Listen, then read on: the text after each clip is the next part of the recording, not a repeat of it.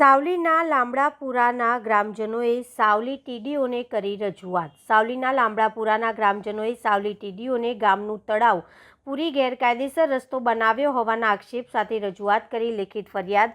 રાજ્યમાં નગર અને ગામના તળાવને ઊંડા અને સુશોભિત કરાઈ રહ્યા છે, તેવામાં વડોદરા જિલ્લા સાવલી તાલુકાના લામડાપુરાના ગ્રામજનોએ સાવલી તાલુકા વિકાસ અધિકારી સહિત ઉચ્ચ કક્ષાએ ગેરકાયદેસર તળાવનું પુરાણ કરીને રસ્તો બનાવાઈ રહ્યાના આક્ષેપ સાથે લેખિતમાં રજૂઆત કરી હતી, જેની કાર્યવાહી ન થતાં આજે લામડાપુરાના ગ્રામજનોએ સાવલી તાલુકા પંચાયત કચેરીએ પહોંચી આજે યોગ્ય અધિકારી પાસે તપાસ કરાવી કાર્યવાહી હાથ ધરવામાં લેખિત અને મૌખિક રજૂઆત કરતા જણાવ્યું હતું કે ગામના તળાવ પુરાણ કરતાં તળાવની પાણી સંગ્રહ ઘટશે અને પશુઓ પક્ષીઓને પણ પાણીની તકલીફ ઊભી થાય તેમ છે અને તળાવ પાસેનો જૂનો રસ્તો બંધ કરાયેલ છે।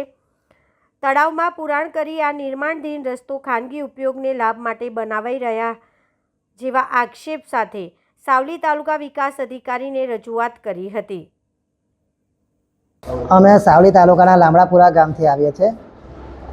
અમારા ગામમાં ગેરકાયદેસર તળાવનું પુરાણ થઈ રહ્યું છે અને જે પુરાણ થઈ રહ્યું છે એમાં કોઈ ખેડૂતને કોઈ ફાયદો થાય એમ છે નહીં।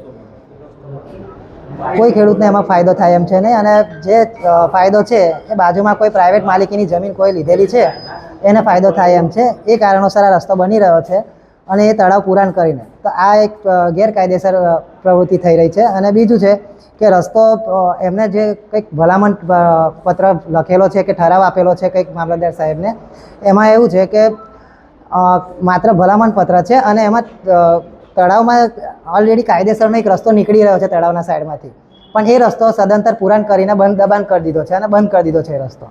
હવે આ બાબતની રજૂઆત અમે 12/3/2026ના રોજ ટીડીઓ સાહેબને કરેલી હતી, તો એ ટાઈમે સાહેબે અમને એવો જવાબ આપ્યો હતો કે 2-3 દિવસમાં કોઈ અધિકારી આવશે કાં તો કોઈ એમના કારકુન આવશે કે કોઈ બી આવશે પણ એનું નિરાકરણ લાવશે, પણ આજ રોજ સુધી આજે 1 મહિનો થયો તે છતાં કોઈ તપાસમાં આવ્યું નથી કોઈ અધિકારી કે કોઈ પણ।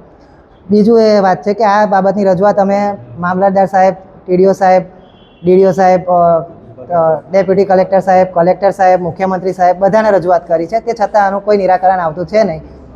તો આ કારણોસર અમારે આજ રોજ ફરી આવવું પડ્યું હતું ટીડીઓ સાહેબને મળવા માટે અને રજૂઆત કરી, તો ટીડીઓ સાહેબે આજે પણ એ રીતે જવાબ આપ્યો છે કે 2-3 દિવસમાં તપાસમાં આવશે। પણ હવે જોવાનું રહ્યું કે સાહેબ કોઈ તપાસમાં આવે છે કે નહીં આવતા તથા તેની કાર્યવાહી કોઈ થાય છે કે નથી થતી।